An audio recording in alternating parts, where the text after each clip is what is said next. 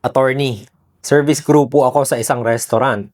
Pagkatapos ng 6 na buwan, bigla po akong tinanggal sa trabaho. Sabi ng may-ari, trainee lang daw po ako at wala naman daw akong kontrata kaya pwede akong tanggalin kahit kailan. Tama po ba yon?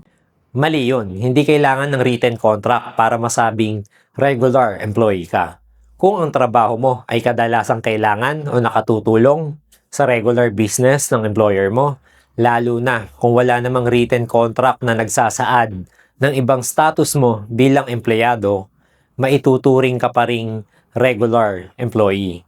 At dahil dito, kailangang ibigay sa iyo lahat ng karapatan at benepisyo bilang regular employee, lalo na ang security of tenure. Ibig sabihin, hindi ka pwedeng tanggalin sa trabaho ng walang procedural due process at just o authorized cause for termination. Hindi porket walang written contract, wala ka ng karapatan. Dahil hindi naman lahat ng kontrata ay kinakailangang nakasulat.